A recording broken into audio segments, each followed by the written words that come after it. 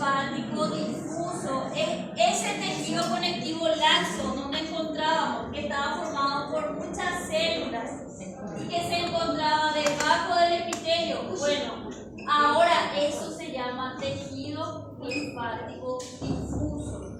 Está formado por células inmunitarias. Entonces, por eso este dibujo esquemático acá. Si ustedes miran acá, está el epitelio.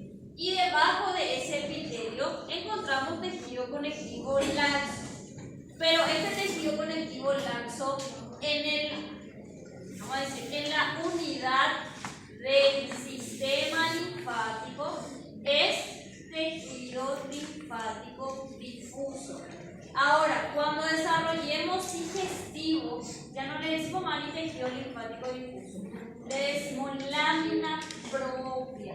Y esta lámina propia está formada por tejido conectivo, o sea, tejido linfático difuso o tejido conectivo laxo. Es lo mismo, solo que tienen diferentes denominaciones. Entonces, este es un dibujo esquemático. ¿Por qué esto se llama tejido linfático difuso? Hay una malla de células, pero no tiene cápsula, no tiene envoltura de tejido conectivo. Por eso se llama tejido linfático difuso. El otro tejido que vamos a ver es el tejido linfático nodular. El tejido linfático nodular, lo mismo, no tiene cápsula, no tiene envoltura, pero se forman como nódulos de células.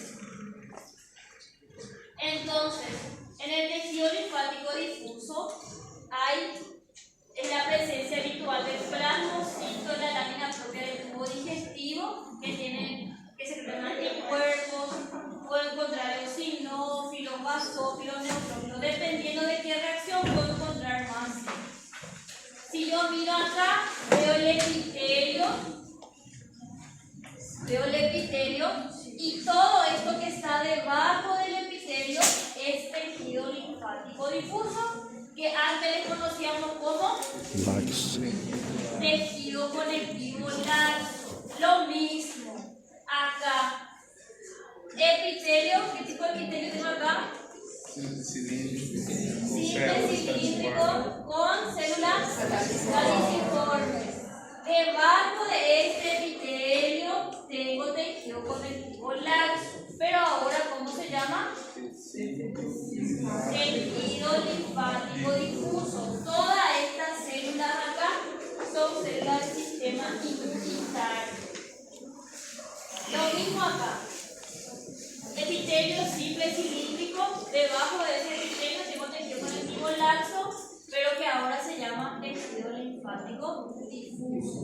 ¿Dónde encuentro sobre todo? En el tubo digestivo, en las vías respiratorias y en el sistema urogenital. Se le conoce como tejido linfático asociado ¿a qué? A las mucosas.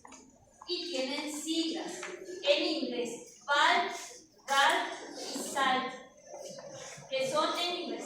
¿Cuál es el tipo de esa? Bueno, ¿qué parte? El tubo digestivo.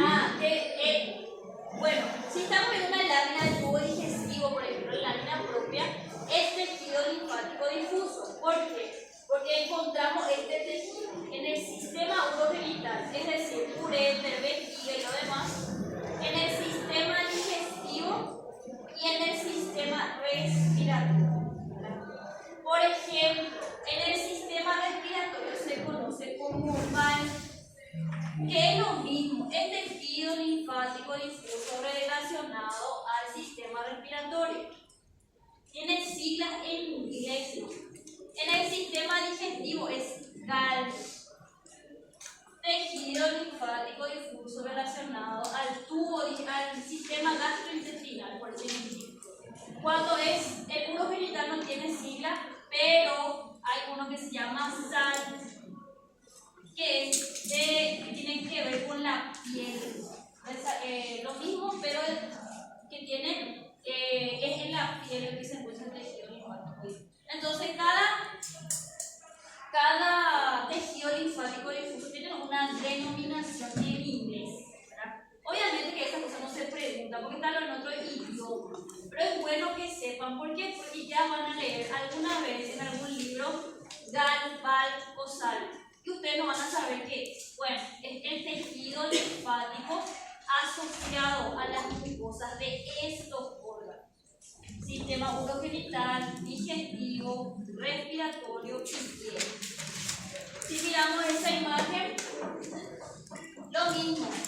Epitelio, debajo del epitelio tiene tejido conectivo laxo, y acá ahora se denomina tejido linfático difuso. Ahora, los nódulos linfáticos se ven como cúmulos de tejido linfático y pueden ser clasificados en dos: el nódulo linfático primario y el nódulo linfático secundario. Los nódulos linfáticos son acumulaciones bien definidas de tejido linfático, pero estas no tienen cápsula. Yo les puse acá una cápsula para delimitar, pero no tiene una envoltura propiamente dicha. Es decir, que no tiene tejido conectivo que le envuelve. Son cúmulos de células. Además del tejido linfático difuso en las paredes, nosotros podemos encontrar agrupaciones de nódulos linfáticos. Estas no tienen cápsulas y pueden ser primarios o secundarios. ¿Cómo yo sé cuando estoy viendo un nódulo linfático primario? ¿Y qué quiere decir eso? El nódulo linfático primario no recibió, no se expuso todavía a ningún antígeno. Por eso es nódulo linfático primario. Ahora, cuando hay exposición ante un antígeno, hay un proceso de activación y se convierte en nódulo linfático secundario. Este no recibió ningún tipo de estímulo y este ya recibió un estímulo. ¿Entienden? Bueno, no sé, vamos a decir, hay una bacteria y este nódulo no atacó ninguna bacteria todavía, no se activó. Los linfocitos que hay acá no se activaron todavía porque no hay una respuesta inmunológica. Ahora, en el secundario sí ya se expuso a la bacteria y se ve así, nódulo linfático secundario. ¿Y cómo yo sé que estoy viendo un nódulo linfático secundario? Voy a mostrar imágenes. Tiene un centro germinativo que es más claro y una zona de corona o manto. ¿Cómo yo veo eso en la lámina histológica? Veo de esta manera. Esto es un cúmulo de tejido linfático y tiene una zona más clara y una zona más oscura. ¿Esto es un nódulo linfático primario o secundario? Secundario. ¿Por qué? Porque tengo estas dos zonas. Tengo el centro germinativo donde hay linfocitos inmaduros todavía y tengo la zona de corona o manto, que es donde ya hay linfocitos que ya generaron respuesta inmunológica.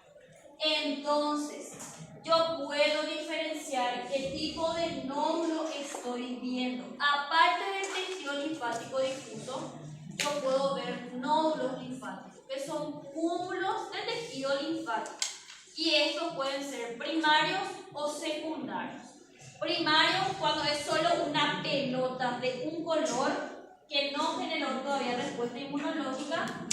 Y secundario cuando ya hay una respuesta inmunológica y se pueden ver dos porciones: una zona, un centro germinativo y una zona de corona o manto. ¿Puedes pasar la imagen? Tiene un nódulo. Un nódulo primario, creo que sí hay. Mira. Acá. Esto es un nódulo primario, este cúmulo acá. Esto tiene una zona más clara y una zona más oscura. Esto es un nódulo secundario, ¿verdad? Y esto es un nódulo primario. Son cúmulos de nódulos. Ahora, el libro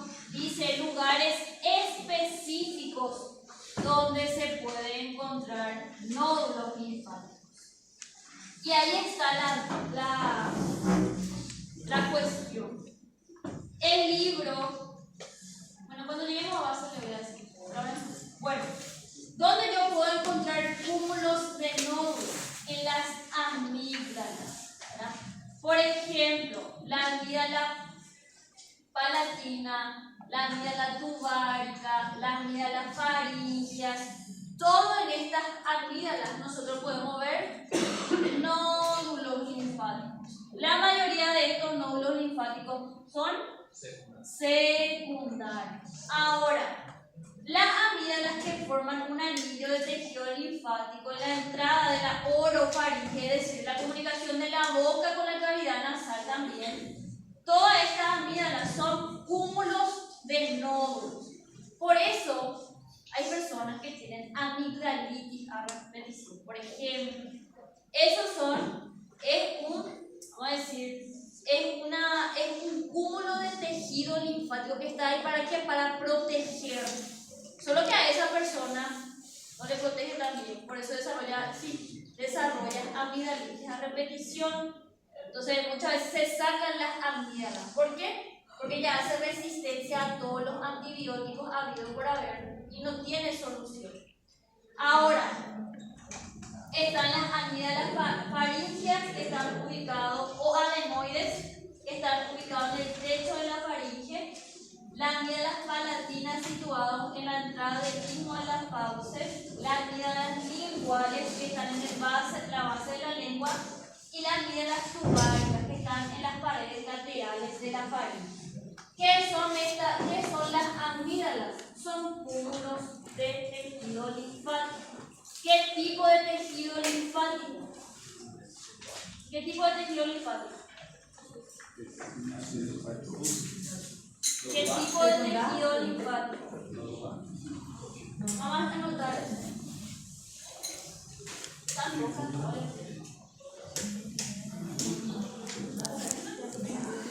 Bueno, ahora, entonces, las amígdalas son cúmulos de tejido linfático, ¿sí o no? Sí. ¿Pero qué tipo de tejido linfático? ¿Qué tiene más? Nódulos linfáticos. Estos nódulos linfáticos pueden ser primarios y secundarios. Entonces, en estas regiones voy a tener cúmulos. Voy a tener cúmulos de nódulos. Ahora, esto se conoce como anillo de Waldeyer. Ellos forman un anillo realmente de las adenoides, las amígdalas tubáricas, las amígdalas palatinas y las amígdalas linguales. Todas ellas se concentran en una región que es en la cabeza, ¿verdad? Linguales, palatinas, las tubáricas y las adenoides. Ellas se encuentran allí formando un anillo que es para proteger a esa zona de cualquier tipo de microorganismo que quiera entrar al sistema, a nuestro cuerpo. Entonces, a esto se le conoce como anillo de Waldeyer. Creo que voy a llegar. No se pierda. Se conoce como anillo de Waldeyer. A este anillo de Waldeyer se suele preguntar, el anillo de Waldeyer está formado por qué amígdalas, por qué tipo de amígdalas, y son estas que están aquí. O anillo de Waldeyer está formado por qué tipo de tejido linfático, ¿está bien? Más específicos, tejido linfático nodular, ¿está bien? Yo tengo entendido que esto es hasta pregunta de anatomía. Si es que todavía no entraron en cabeza, creo que la última unidad de ustedes. Pero se suele preguntar en anatomía también cómo está conformado el anillo de Waldeyer. Bueno, otros lugares donde yo puedo encontrar cúmulos de nódulos linfáticos son algo que se conoce como placas de Peyer. ¿Dónde encuentro las placas de Peyer? Que si ustedes miran acá, son cúmulos de nódulos linfáticos en el ilion. ¿Qué parte del tubo digestivo es el ilion? Estômago e o intestino delgado. Es intestino delgado. Intestino delgado es duodeno, yeyuno y ilion. ¿Ah? ¿Cómo se dice? Porción distal. Sí, la porción distal del ilion, exactamente.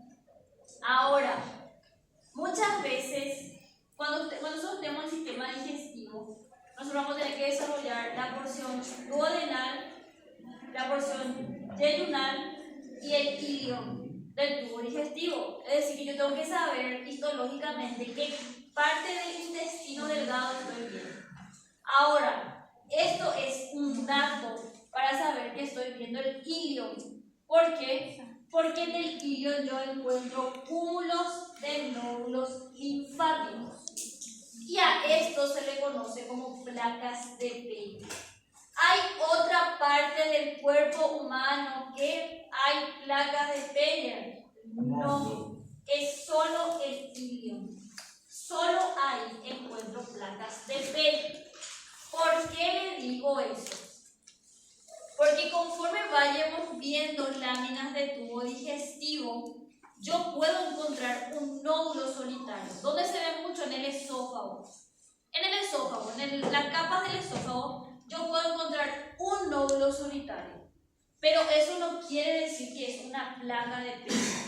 La placa de Peyer solo es en el ilion y son cúmulos de nódulos. Es decir, que en el intestino grueso, en el esófago, yo puedo encontrar tejido linfático nodular, sí puedo encontrar, pero muchas veces son nódulos solitarios, no son cúmulos, ¿está bien? El único lugar al que se denomina placas de Peyer es al ilion, y eso se ve muy bien, ¿sí? Nodular, tipo 2. No, tipo 1 también. Los dos, linfáticos primarios y secundarios. A ver, justo esta lámina no se delimita bien, secundario. Acá podemos decir que un primario no se ve bien, ¿verdad? Pero tienen los dos. En la mayoría son primarios, porque después pasan a convertirse en secundarios. Más basófilos, sin esta característica. Profe, sempre há uma patologia, se chama leak gut. Primera vez que escucho. No escuché. Primera vez. ¿De qué se trata? Se as células não estão justapostas e generam uma inflamação. Por exemplo, tem uma doença, uma enfermidade autoimune que foi desarrollada assim. Que no Estaba- se ven las células. Sim, estava no estresse e havia consumido pão. E o pão tinha glúten, gliadina e proteína, e generou uma inflamação. En esa parte. Na parte, normalmente chama leak gut, Ay, intestino goteante.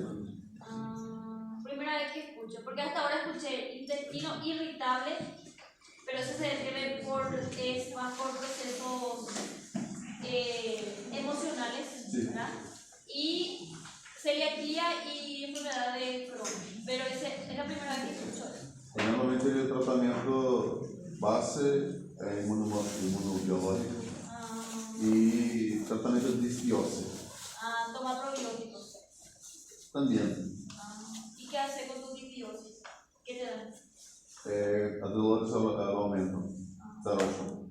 Normalmente não puedo consumir leite e nenhum contenido de uma coisa que tenha glúten, porque aumenta os dolores.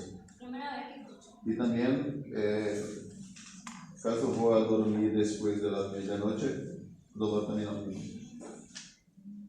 Tudo por causa exatamente por leak gut.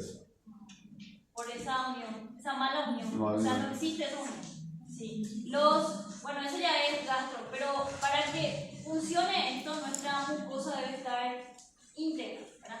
Y hay varias patologías, ahora como mencionó el compañero, pero hay muchas otras. La intolerancia a la lactosa, la intolerancia a la proteína de leche de vaca, la enfermedad de Crohn, el síndrome de colon, síndrome de intestino irritable, el paciente celíaco. Hay mucha gente que ya tiene 40 años, imagínense, 40 años de su vida y consume gluten. Es una persona que no se va bien al baño, aventada, no tiene calidad de vida, y después de 40 años se le hace el diagnóstico que había sido el celíaco. ¿Entienden? Y la mucosa intestinal es careca, decimos nosotros, no tiene ninguna vellosidad. ¿Qué pasa con ese paciente? Tiene deficiencia de los nutrientes, porque todas las absorciones de los nutrientes se hacen a nivel del intestino delgado, por ejemplo. Bueno, acá también podemos ver nódulos primarios y secundarios. Secundario. Realmente los nódulos primarios son ya difíciles de identificar cuando tenemos un secundario. Acá este parece un primario, no tiene un centro tan claro. Pero estos son todos nódulos secundarios. Más oscuros, mucho más oscuros. Tan oscuros que muchas veces no se consiguen diferenciar. Pero el nódulo secundario es característico. Voy a buscar el secundario. Miren acá. Nódulos linfáticos, placas de Peyer cuando son cúmulos de nódulos linfáticos y se encuentran en el hilo.